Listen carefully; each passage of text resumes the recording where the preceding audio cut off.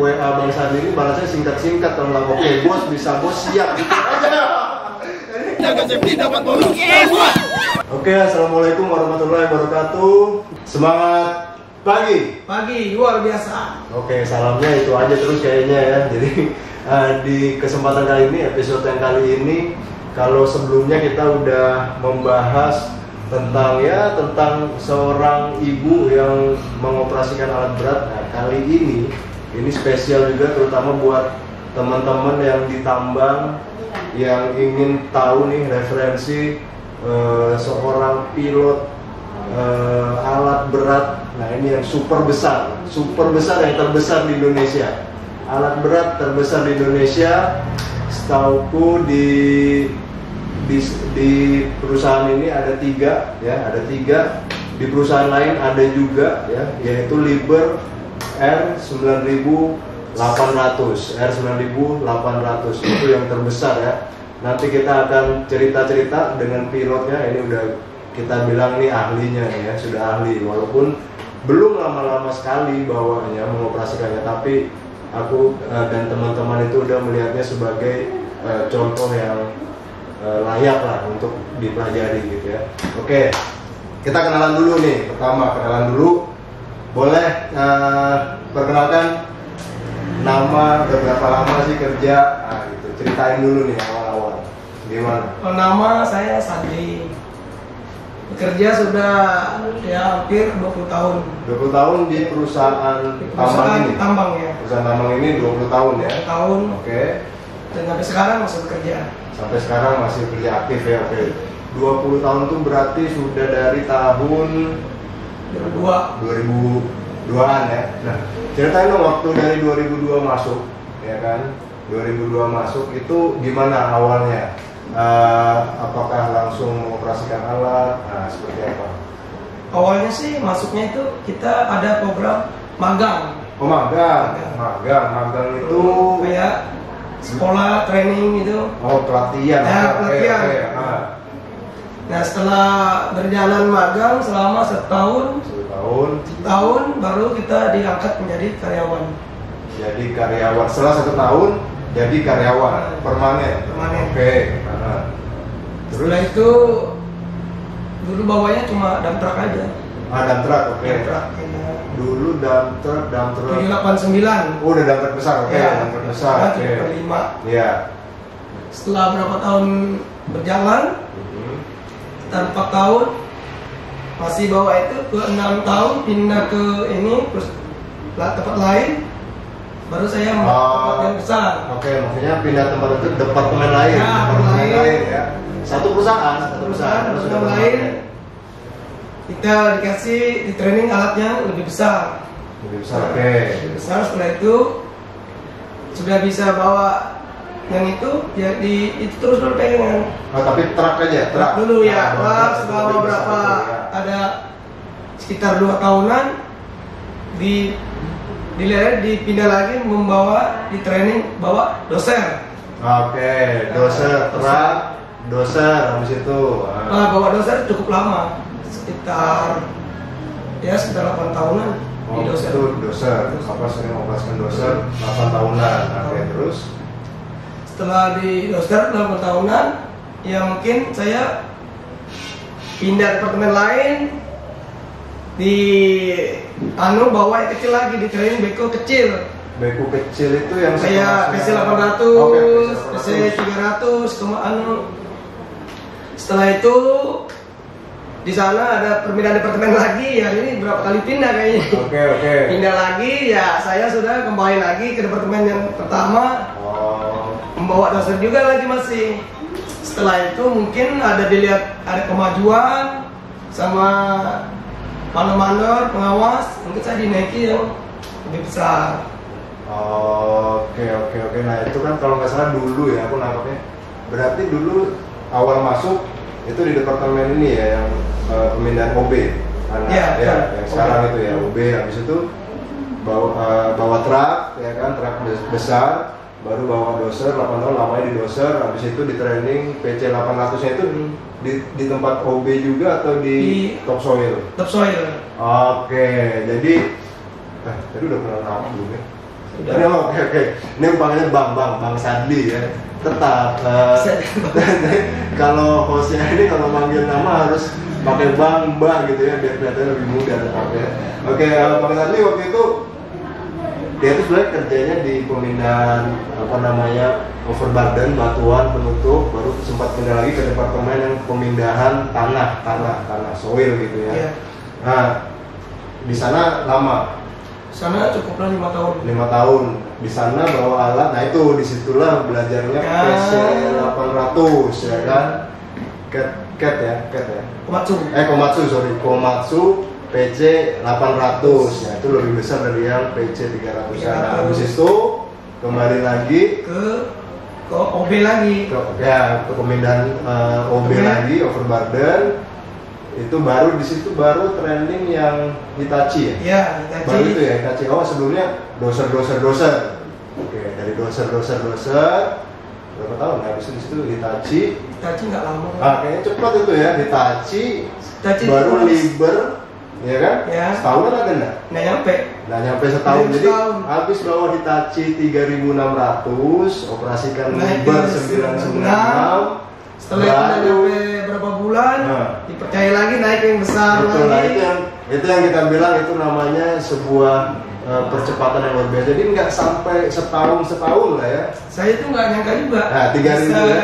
Begitu. Kelasnya itu cepat gitu. 3600, 996 Liber, baru 9800 sampai yang paling besarnya itu 9800 itu percepatan. Jadi kalau aku melihatnya itu ya suatu yang cukup bangga ya, suatu yang cukup membanggakan ya, bisa dengan seperti itu prosesnya. Dan waktu mengoperasikan itu nggak cuman operasi aja ya, tapi kalau kata teman-teman tuh gimana ya, ini yang termasuk mau bersaing.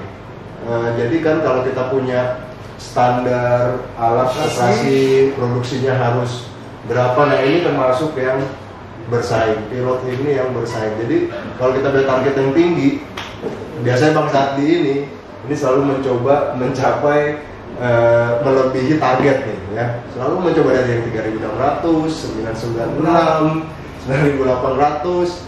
Kalau belum tahu produksinya 9800 berapa? Produksi rata-rata lah, satu shift itu hampir 12 jam.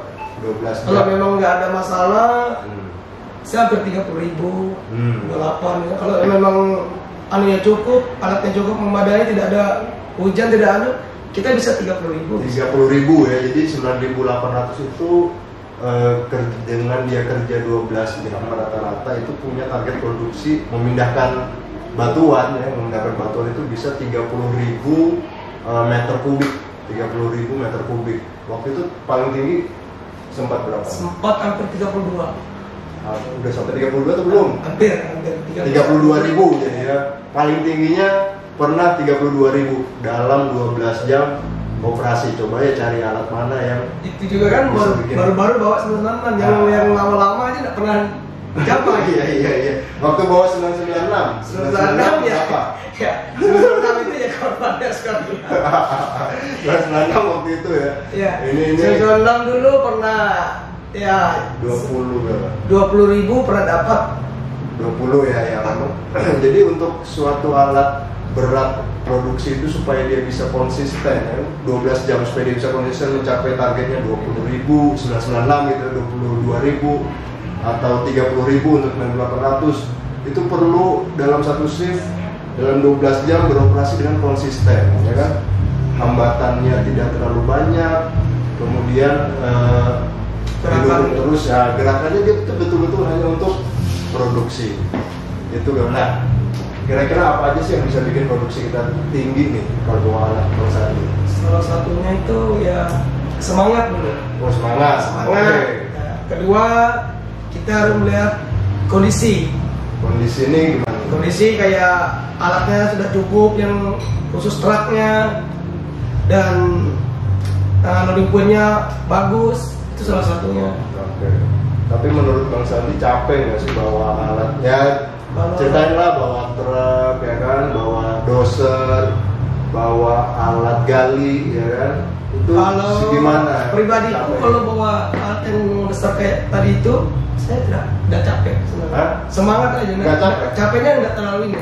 Karena saya itu kerja karena saking semangat produksi bagus, saya itu tidak merasa capek. Nggak merasa capek Iya. ya, bayangin itu kan 12 jam ya, mungkin ada istirahat lah, dipotong kan di 12 jam itu mungkin kira-kira bersih bisa 9 jam lah dia murni di alat itu kan, gitu aja terus kan? Iya. Gini ya? Pokoknya angkut terus. Ya kan, Lagi ada ini, angkut terus, itu nggak capek? nggak capek.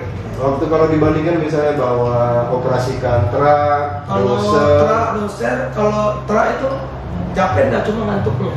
truk itu Ya, ngantuknya luar biasa. karena apa ya, monoton ya? Ya, menonton. Kalau doser itu asli yang capek. Dosa capek? Capek. Karena kita di dalam kabin diguncang-guncang terus. Nah, kalau doser aku jujur aja itu sangat capek, teman-teman yang bawa doser terus.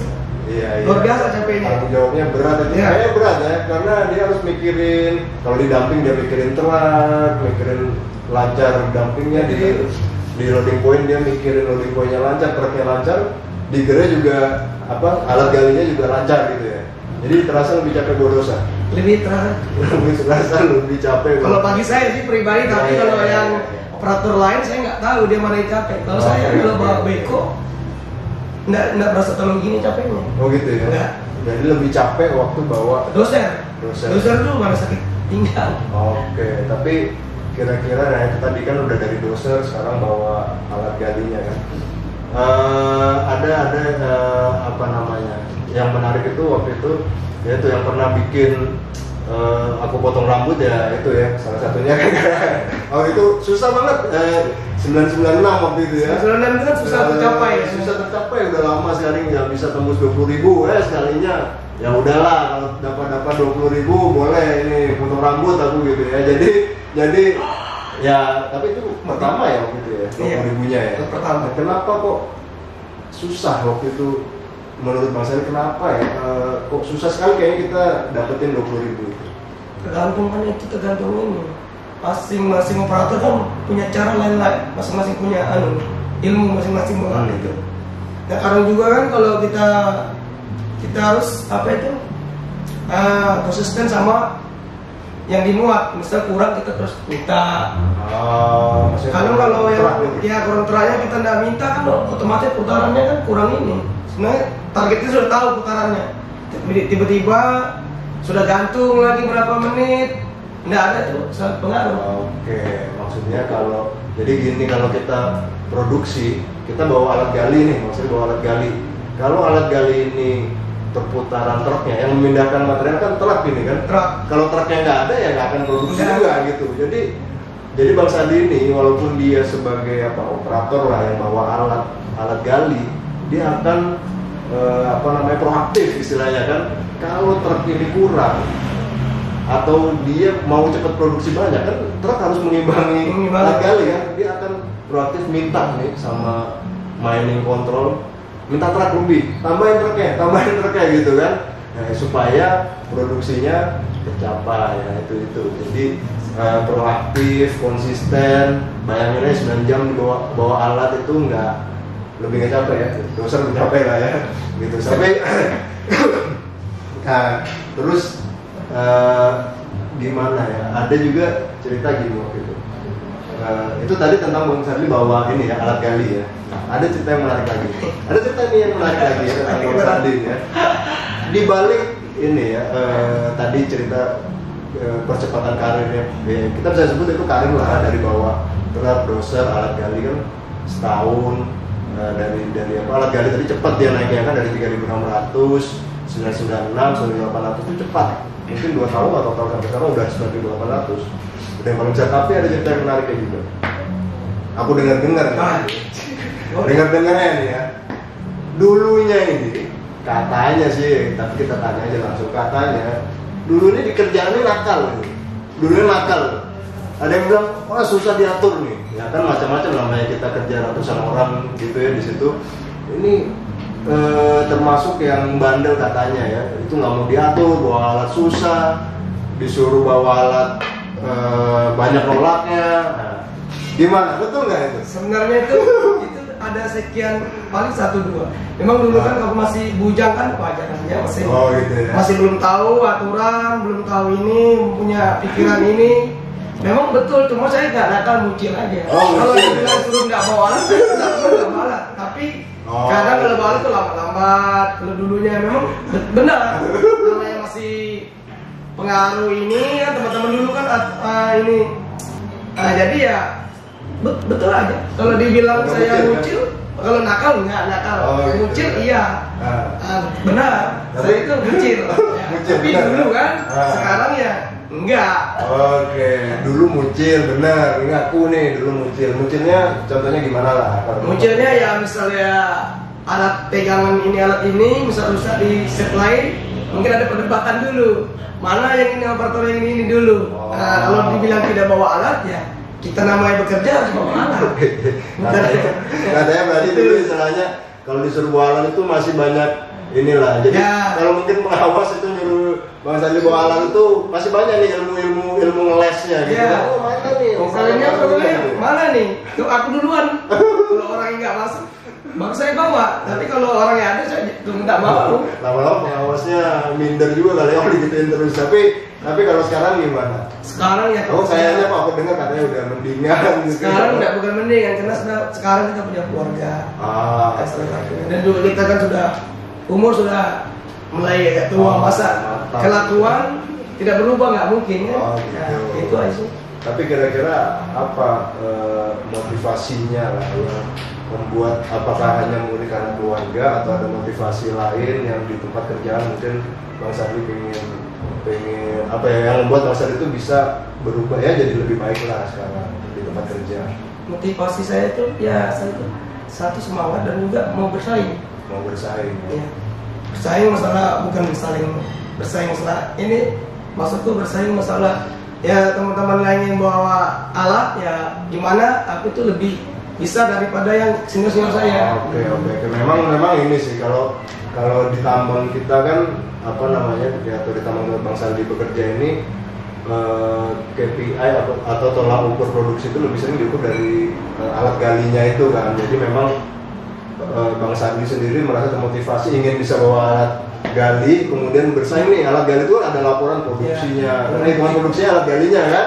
Jadi pengen menunjukkan bahwa Bang Sandi itu bisa juga berproduksi dengan baik gitu ya.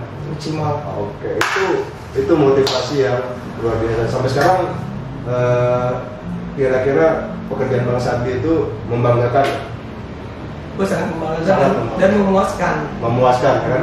Jadi kalau bawa alat ya cuma bawa alat berarti kan? Harus mencapai target. Harus kita punya target dan juga punya ya sesuai yang di perusahaan dimaui perusahaan. Misalnya mau target sekian kita harus kalau bisa lebih. Dan juga jangan boleh di bawahnya. Oke, itu baru pulang puas. Pulang juga dengan hasilnya gini kita puas. Jadi capek itu kurang gitu. Jadi itu harus dicontoh ya. Yang penting teman-teman semua yang bawa alat punya ya paling ini salah satu contoh lah dari Bang Sandi motivasi yang bisa membuat kita tetap semangat ya kan, bahwa kerja itu nggak cuma kerja, nggak cuma produksi, nggak cuma safety pasti, tapi kita harus punya target ya kan. Ya mungkin kalau sekarang kayak kemarin ceritanya ada pilot truk kemarin, pengen bisa bawa beku ya, itu kan pasti suatu saat ya mungkin juga akan dapat kesempatan menunjukkan dulu lah kinerjanya kan, dari bawa truk, bawa doser, kinerjanya bagus, bisa bawa alat dan oke, semoga sukses. Tapi ada yang menarik lagi. Tadi apa lagi? Nakal dulunya, sekarang udah bagus nih kan. Ini ada yang menarik lagi nih. Bang Sandi itu ternyata kayaknya ya, katanya nih nggak lancar baca tulis sebetulnya. Nah, ini nggak lancar baca tulis ya, tapi bisa mengoperasikan alat. Tapi kalau Nah, tapi produksi tahu dia. Target produksi tahu 30.000, 20.000 ya kan. Gaji tahu, ya kan. Jadi kalau dicek gaji tahu lah ya, kalau kurang tahu. Tapi benar ini nggak lancar baca tulis. Nah, itu gimana? Nah, sebetulnya Bang Sandi dulu waktu mau kerja lulus sekolah apa? Lulus sekolahnya apa? Dulu nggak lulus, itu nggak lulus. Nggak lulus Karena sampai SD saya cuma SD aja, jujur aja. sampai habis SD. SD itu juga nggak habis. SD nggak habis tuh wajar. SD nggak habis, jadi nggak lulus kelas 6. Jadi sempat ikut paket aja. Paket C. Oke, berarti itu beda ya sama Beda. sekolah biasa dulu. Kenapa kok dulu nggak Dulu- ya nggak pengen Dulu sekolah? atau pingin seperti sebenarnya pingin kayak orang itu sekolah tinggi, cuman apa? saya melihat juga keadaan orang tua saya tidak bekerja.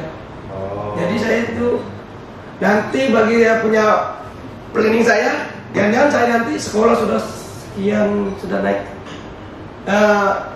kelas SMA, SMP, tahu-taunya nanti orang tua saya tidak sanggup, saya putus tengah jalan. Daripada bebannya terlalu anu, mending saya punya pikiran ya sudah sekolah aja udah. Daripada nanti ini mungkin susah orang tua aku, ya begitu. Makanya nggak lulus sekolahnya, saya mengambil keputusan berhenti aja. Setelah berhenti ya sudah cari kerja yang serabutan. Kerja serabutan dulu. Gue yang kerja saya tapi nggak pernah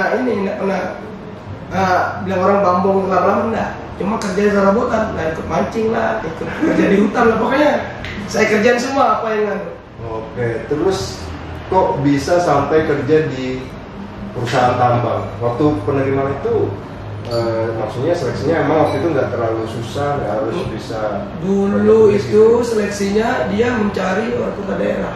Oh, putra daerah. Perusahaan mencari bahwa ada lowongan untuk putra daerah yang tidak mempunyai sekolah. Nah, di situ sudah saya tidak punya. Ya, khususnya tidak bersekolah. Gitu. Dan juga ada yang lebih parah lagi teman-temanku yang dulu itu tidak sama sekali bisa tulis. Sama sekali nggak Tidak bisa tulis. Nah, kalau saya masih bisa tulis, cuma kurang-kurang. Masih bisa tulis. Bisa tulis, tapi kurang. Baca Bisa lancar. baca. Oke. Kalau tulisnya memang kurang. Itu tahun berapa kira-kira waktu itu? Tahun ya 2000 sama 2001. Oke, 2000. Tapi itu contoh yang ini ya, contoh yang bagus juga untuk perusahaan, mungkin karena apa namanya ya, itu namanya nilai pemberdayaan lah. Kan perusahaan tuh ternyata tidak harus juga yang nyari yang orang yang karyawan yang sekolah tinggi ya, untuk yang bawaan. Walaupun ini buktinya ya, walaupun Bang Sandi ini nggak lulus SD kan, nggak lulus SD, tapi nyatanya ya Bang Sandi ini bekerja dengan baik, dengan semangat yang tinggi, bisa menunjukkan dan memberi sumbangsi yang tinggi untuk perusahaan, terutama untuk bagian produksi tadi ya kan. Jadi gitu ya, luar biasa. Walaupun nggak bisa, tapi waktu bawa alat nggak terlalu apa ya, mempengaruhi ya. Untuk kan biasanya ada indikator apa, ada rusak, ada masalah apa, itu gimana tuh? Oh, kalau masalah itu ya, itu saya tahu, ingat saya kalau ini menyala ini saya bisa, tapi kalau untuk nulis saya kalau praktek saya bukan juga saya cukup bisa langsung praktek bisa. Nah, langsung ada muncul ini, oh ini tandanya ini paham saya. Indikator penting ya, kalau bawa alat sih indikator nyala pasti tahu lah. Tapi walaupun misalnya menurut Bang Sandi, misalnya ada orang yang sama sekali nggak bisa baca lah, katakan nggak bisa baca, tetap bisa nggak bawa alat berat? Kemarin tuh banyak. Oh banyak. Ya. Tapi bisa aja. Bisa. Tapi Bang Sandi kalau baca sambil belajar, nulis belajar nggak lagi? Nulis ya mungkin ya kurang bagus loh tulisannya. Oke. Tapi kalau kayak gitu gimana ya? Pastikan kalau misalnya ini udah sebagai operator alat berat, sudah operator alat digger yang paling besar, artinya itu kepercayaannya itu udah luar biasa kan dari perusahaan kan, untuk Bang Sandi kan. Nggak pengen artinya mencoba karir ke depannya, apakah menjadi pengawas, ingin mencoba ke arah sana atau seperti apa? Sebenarnya ingin jadi kayak teman-teman yang lain, cuman saya merasa nyari diri, saya nggak punya sekolah. Nah, kendalanya di situ. Iya. Saya itu nggak punya sekolah. Sebenarnya kalau ada sekolah, ingin juga mengikut-ikut. Gitu. Karena saya nggak punya sekolah, makanya saya setiap ikut tes nggak pernah ikut. Nah itu, karena kan kalau misalnya sebagai pengawas atau mandor gitu kan, pasti ada pekerjaan laporan kan, harus menulis. Nah. Tapi kalau dapat kesempatan lagi untuk belajar itu mau? Atau belajar sendiri kah? Kalau punya kesempatan kayaknya sudah kalau tua. Mau apa sekarang? Sekarang sudah 41. Udah 41 ya? 41 ya masih panjang kan sampai 55 pensiunnya perusahaan masih berapa tahun tuh? 14 tahun lagi kan? Cuman niat saya menjadi pengawas belum ada. Oh, jujur aja saya belum ada kalau untuk pengawas. Nah, gitu. Tapi kira-kira kalau semangat bawa alat, kalau kerja saya tetap semangat, selalu ada apa prosedur saya ikutin perusahaan, aturan-aturannya, dan juga selalu maksimal produksi, selalu kalau bisa lebih, saya selalu semangat bekerjanya. Itu ya, semangat masih tetap walaupun ya nggak apa-apa lah, walaupun sekarang masih belum ada gambaran yang mungkin karena sedikit merasa kurang lancar gitu, tapi pasti nanti ini 14 tahun nih masih lama ya, masih panjang kan? Ya semoga nanti dapat kesempatan lebih baik lagi ya, kita berharap Bang Sadi juga dapat kesempatan lebih baik di perusahaannya ya kan. Oke, itu tadi ya, jadi nggak bisa baca tulis nggak pengaruh ya, tetap bisa menunjukkan semangat dan dedikasi yang positif. Itu terkait bekerja di perusahaan. Nah sekarang ada nggak kisah-kisah aneh ya, lucu-lucu nih kalau mau baca tulis kan gimana nih di kehidupan hari-hari. Nah ini sudah kita ajak juga istrinya Bang Sadli ya. Halo Mbak. Mbak Fitri ya, ada Mbak Fitri di sini. Ini adalah istrinya Bang Sadli ya. Jadi tadi kalau di perusahaan bekerja di tambang nggak bisa baca tulis nggak ada masalah, masih bagus, produksi bisa bersaing ya. Nah, kalau di rumah nih, nah kita tanya nih ya, kalau di rumah gimana? Nggak bisa baca lancar ya, menulis enggak? Gimana Mbak Fitri? Tapi waktu dulu sebelum nikah misalnya, tahu nggak sih Bang Sadli ini? Nggak tahu. Jangan nggak cerita-cerita ya? Atau tahunya gimana waktu dulu? Nggak pernah cerita, terus pernah datang surat untuk supervisor tuh di undangan dikasih untuk dia kan. Terus saya bilang kenapa nggak mau bilangnya. Baru saya tahu di situ kalau nggak surat apa tuh? Surat maksudnya? Ngelamar untuk supervisor. Undangan supervisor. Oh gitu. Jadi iya. Jadi ada surat undangan Bang Sadli untuk ikut tes naik menjadi supervisor. Baru saya tahu situ. Bang Sadli kasih ke Mbak Fitri. Bilangnya apa? Ini disuruh supervisornya untuk panggilan. Saya bilang ya udah, enggak ada ya. Kenapa? Aku nggak sekolah, itu baru ketahuan ya. Jadi itu udah berapa lama tuh nikah? 2 tahun. 2 tahun nikah, baru tahu nih nggak lancar tulis. Tapi kira-kira ada masalah nggak sih di rumah? Kalau ya kan harusnya nggak ada masalah. Nggak ada masalah ya. Tapi ada nggak lucu-lucu misalnya ngurus nggak lancar? Sekarang kan udah zaman digital kan, apa komunikasi atau WA nih misalnya nih. Ada nggak misalnya kejadian lucu? Apa WA-nya mungkin nggak lancar atau mau nulis WA? Paling biasanya nulis kata-katanya misalnya bisa jadi apa gitu. Jadi salah tulis. Iya. Atau perlu bantuin ngetikin? Kadang-kadang kalau ngisi pajak paling saya ngisi pajak ini ya, ngisi SPT paling susah jadi bantuin itu ya. Terus nah tapi kalau WA enggak? Oh nulis sendiri. Kupikir WA-nya diketikin ini. Oh bukan ya, jadi Jangan WA ada nggak pernah. Kadang-kadang kita nggak tahu sama nggak tahu kode HP, jadi nggak perlu pakai HP masing-masing. Oh gitu. Pantes kok aku karena kalau WA Bang Sadli ini balasnya singkat-singkat. Kalau nggak oke bos bisa bos siap gitu aja. Jadi nggak ada yang panjang-panjang ya. Oh iya. Yang penting kan ada dan singkat. Pernah coba aku tanya, ketik WA paling panjang, ingat nggak apa? Paling panjang itu nggak ada kayaknya paling panjang. Kalau panjang juga kadang ada kurang urutnya. Jadi jangan ketik WA paling panjang, oke siap bos. Ya, siap. Gimana? Oh, bisa itu. Tapi selain itu kan Bang Sadli ini ada ininya juga. Sebenarnya aku lihat ada medsosnya, ada kok Facebooknya. Tapi itu curiganya medsosnya ini nggak dimainin sendiri gitu loh. Itu medsosnya ada yang namanya Adi kan? Dimainin sendiri atau istrinya jualan istri? Itu yang karena Facebook satu dia aja, satu aja. Oh gitu. Oh, jadi itu Facebook yang Hadi itu istri tuh. Ya, Jadi kalau ada dia bikin nama aku tapi dia yang mainkannya, yang megang. Facebooknya Bang Sandi itu yang megang istrinya ya. Makanya kok ini aku pertama dulu ini Hadi kan.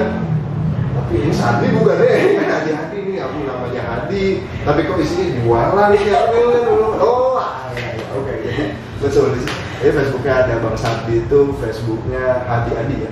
Hadi. Tapi walaupun yang mengoperasikan banyak istrinya ya. Oke. Terus habis itu sekarang Benar-benar aja kosmetik. Oh, kosmetik berarti nggak main barang ya? Rame nggak? Alhamdulillah. Alhamdulillah. Jadi alhamdulillah ya Bang Sandi ini udah kerja, bawa alat berat, ditambang, istrinya juga bisa support ya kan, support ikut untuk ini lah jualan online dari rumah aja kan, berarti kan? Dari rumah. Lumayan kan dapatnya. Gimana kalau untuk pekerjaan mendukung nggak Bang Sandi? Mendukung selalu. Misalnya gimana nih bentuk dukungannya? Ya biasa paling bikin yang bekal. Oh iya, jadi kalau pergi bawa bekal sendiri selalu ya. Dan juga sih kalau capek juga kasih padang aja. Oke, ya. Jadi itulah pasti dibalik kesuksesannya seorang Bang Sandi ada Mbak Fitri yang perhatian kan gitu ya. Terus jadi kalau selama ini berarti tentang masalah nggak lancar baca tulisnya udah ada masalah. Tapi terus anak-anak kalau belajar sama siapa dulu? Sama saya. Sama Mbak Fitri, anak-anak kalau belajar nggak apa-apa lah, pokoknya cari uang kerja ditambang. Tapi kalau dulu, berarti nikah setelah masih di MS atau setelah di pekerjaan yang dulu atau yang sekarang? Masih 8 jam. Oh udah lama ya? 8 jam. Tapi kalau dulu ini muncul-munculnya tadi kan kayak diceritain tadi. Nggak tahu saya. Nggak tahu. Beda kota soalnya kan. Oh beda kota. Oh dulu waktu nikah nggak sama-sama di Jakarta. Iya. Oh gitu. Dulu di mana sih? Saya di Balikpapan. Oh di Balikpapan. Baru Bang Sandi di Sini. Jakarta. Itu berapa lama tuh? Apa LDR dong berarti kan? Long distance relationship Express. berapa lama? 1 bulan. Oh 1 bulan aja jarak jauhnya. Enggak 1 bulan kenalan nikah.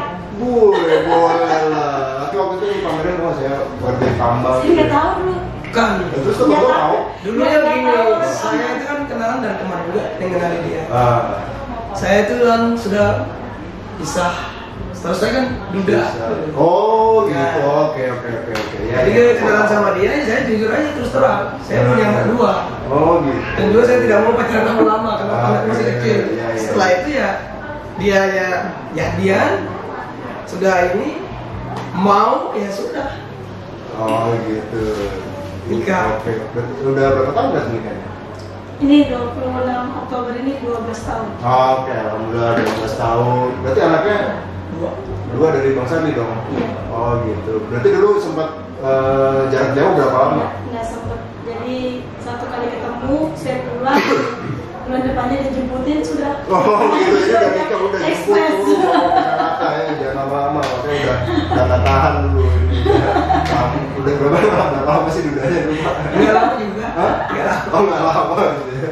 Oke ya, yang penting sebenarnya yang penting sekarang Bang Sandi, Mbak Fitri ya kan ada ya keluarga yang harmonis lah, semoga selamanya ya kan. Sakinah anak 2 dirawat. Nah, gimana Mbak Fitri dulu nggak tahu kalau Bang Sandi kerja di tambang? Setelah tahu gimana? Senang atau gimana? Atau dulu Balikpapan, Sangatta udah pernah ke Sangatta belum dulu? Lewat-lewat aja. Tapi berau ya? Berau ya. Oh. Pernah tahu stay-nya di sini. Setelah tahu nih Bang Sandi bekerja di tambang, dulu seperti apa? Betulnya ya emang Ya. atau biasa aja? Kan ya kaget kan, biasanya dulu ada namanya apa itu Fatik. Jadi ibu kan Oh, disuruh Fatik Forsepos ya, jadi istri karyawan ikut ke perusahaan melihat area kerjanya. Terus gimana? ya itu kadang ngeri-ngeri juga kalau pas masuk malam kan. Wah. Apalagi bawaannya kan kemarin masih dosen gitu. Oh. Apalagi sekarang makin besar, kadang-kadang dengar-dengar di sini tuh kayak Oke, jadi itu ya, jadi seorang istri yang apa namanya suami atau keluarganya bekerja di tambang itu pasti ada rasa khawatir gitu kan, pasti ada rasa khawatir kan. Namanya bekerja di tambang terbuka adalah tempat bekerja dengan risiko atau bahaya yang paling tinggi. Itu tempat kerja yang paling tinggi ya, tidak sempat kita ceritakan. Tapi Tapi selama ini gimana, apa yang selalu dipesan-pesan atau Bang Sandi buat Bang Sandi setiap Iya. bekerja? Ikutin aturan dari perusahaan aja, kalau ada masalah jangan dibawa ke tambang. Ya itu aja, istirahat cukup. Jadi ya gitu-gitu. Sering nggak marahin Bang Sandi kalau kan mungkin jangan tidur nggak teratur atau udah teratur sekarang? Kadang-kadang ini sekarang dikhawatirkan untuk bulu tangkis. Wah, Enggak, kadang-kadang berlebihan. Dulu mancing, sekarang bulu tangkis lagi yang dikhawatirkan. Iya. Lupa istirahat. Nah, kadang-kadang kalau kita punya hobi atau kesenangan ya kan, di waktu kayak gini nih, waktu lagi off atau libur gini, boleh lah ya kan kita olahraga, tapi kan nggak boleh lupa juga besok akan bekerja. Artinya olahraga boleh untuk menjaga kesehatan, tapi jangan sampai apa ya, malah kita capek saat bekerja ya. Jadi itu perannya seorang istri di saat kita bekerja di tambang, harus selalu mengingatkan. Tapi gimana Pak Sandi? Senang nggak selalu diingatin atau jangan aduh aku diingetin ini? Karena namanya juga istri kan, diingatin wajar-wajar aja. Oh gitu ya. Karena istri kita, dia perlu ingin suaminya selamat, sehat, wajar aja diingatin, terus kita harus terima itu. Oh iya. Tapi selama ini saling apa yang pasti merasa ini lah terbantu lah, dibekali istri, diingatin istri terus ya kan, istirahat mantap. Apa pesan-pesan? Kita bagi dua nih, closing ya.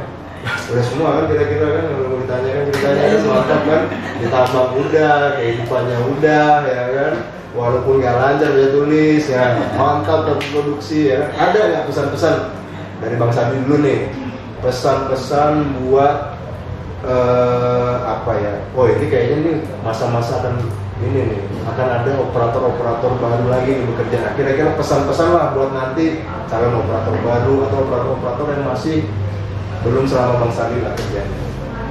Pesan-pesanku sih kalau pingin yang lebih baik kayak saya ya banyak juga sih faktornya untuk ini. Satunya kita harus tahu alatnya.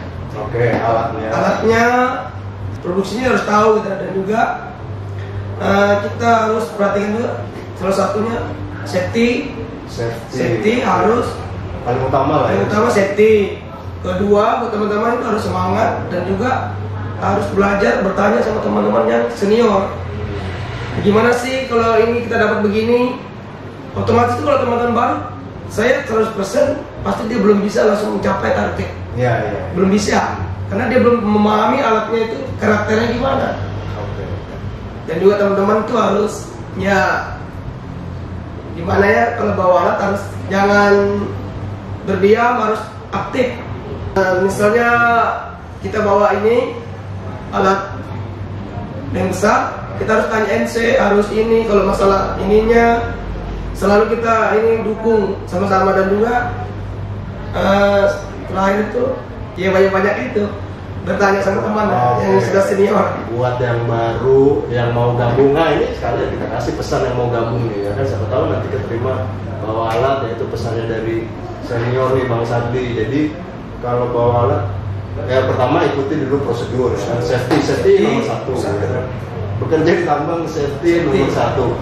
Kedua baru nih banyak bertanya, banyak komunikasi, karena semua alat itu kan ya ada truk, ada motor, ada doser, ada alat galinya. Nah itu kan bekerjanya saling komunikasi. Komunikasi harus baik, karena kalau ada yang miss di situ pasti nggak akan lancar. Entah itu dudukannya alat galinya, truknya, memutar truknya, disiapin sama dosen nggak akan lancar. Jadi komunikasi yang baik gitu ya. Komunikasi yang baik. Semangat, jangan lupa Semangatnya jangan kalah. Kalau belum dapat kesempatan untuk alat yang lebih besar ya tetap tunjukkan komitmen ya. Kerja yang sebaik-baiknya, konsisten. Kalau pesan dari Mbak Fitri buat ini sama dong pesannya buat suami, buat yang kerja di tambang atau buat keluarga lain yang suaminya kerja di tambang. Ya, kalau bisa, kalau punya permasalahan di rumah jangan dibawa ke tambang karena resikonya besar di sana. Iya. Terus itu kalau sudah sampai rumah istirahatnya cukup. Nilai gizinya juga diutamakan. Wah, betul, karena ya nilai gizinya nggak asal makan dong ya. protein ada, nah gitu lah. Sama kalau waktu off ya quality time lah untuk keluarga.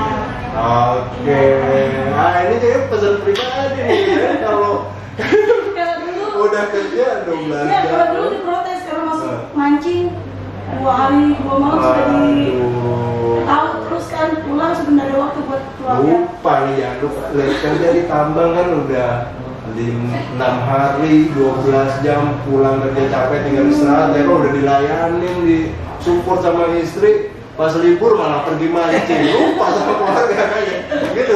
Iya, jadi ada cerita lucunya. Cerita terakhir ada cerita terakhir. Iya, tahu kan gitu. Jadi alat mancingnya hilang. Bukannya harga ibaratnya jutaan, tapi puluhan juta. Jadi saya bukannya nangis, bukannya marah, saya ketawa. Karena hilang sudah nggak bisa mancing lagi. Aduh, sampai kayak gitu kan aja. Gara-gara nggak pernah di rumah, pas libur malah pergi mancing, alat mancingnya puluhan juta hilang, ya sudah, ya syukur ya akhirnya nggak bisa mancing lagi. Tapi sekarang badminton ya, sepatu batunya juga mahal nih gue lihat nih. Tapi ya nggak apa-apa lah. Yang penting apa paling saling support ya, nggak macam-macam, bekerjanya aman, sehat, sama-sama sekeluarga juga apa namanya ya tetap komunikasi tetap baik ya kan. Terus anak-anak semua juga udah nggak suara sih anak-anak. Yang pertama sudah nikah. Yang pertama udah nikah. Yang Kemarin tuh kan? Itu anak kandung. Iya. Anak kandung. Oh Iya, terus saya. Iya benar boleh. Kan aja kalau saya Udah besar kan. Umur 41 anaknya udah nikah. Umur berapa anak nikah ya? 18. 18 ya. Yang kedua yang laki-laki ini SMP kelas 3. Oke. Terus yang ketiga kelas 6. Yang cewek ini yang lagi yang terakhir kelas 1 SD. Oh, berarti 2 dari Bang Sadi, 2 dari keluarga sama-sama Bang Sudi ya. Oke lah, itu tadi cerita kita tentang Bang Sadi, Mbak Fitri, ya kan, satu keluarga yang apa namanya seorang suaminya bekerja di tambang, kemudian istri juga mensupport untuk keluarganya supaya pekerjaan Bang Sandi dan karir kedepannya juga lancar, ya kan. Ada nggak? Inilah terakhir lah, ada nggak cita-cita bersama yang mungkin ingin dicapai ke depannya gitu? Pasti ada. Apa tuh kalau boleh disampaikan? Satu sih saya kalau berdua sama dia ini pinginnya punya usaha. Punya usaha sama-sama maksudnya? Iya. Bikin bulu tangkis. Pinginnya saya bikin gedung itu untuk masa depan, masa pensiun. Jadi sudah ada usaha itu untuk anak-anak. Udah ada ininya, rintisan-rintisan mungkin tanahnya. Itu kalau tanahnya mungkin sudah ada, cuman kalau target anunya mungkin masih bertahap lah, masih. Oke, alhamdulillah. Intinya pensiun nanti sudah punya ada usaha. Mantap. Sudah ada cita-cita ke depan, udah ada persiapan kalau pensiun, udah pengen punya lapangan bulu tangkis yang bisa disewakan, tanah sudah ada. Ya semoga apa yang dicita-citakan sama-sama Bang Sandi, Mbak Fitri dan anak-anak juga tercapai, kerja aman, sehat selalu ya sampai pensiun. Terima kasih sudah hadir di ini ya di tengah-tengah kita. Semoga ini bisa menjadi inspirasi ya, inspirasi yang baik buat teman-teman yang bekerja di tambang ataupun buat teman-teman yang ada di Sangatta. Kalau gitu kita tutup. Assalamualaikum warahmatullahi wabarakatuh. Waalaikumsalam.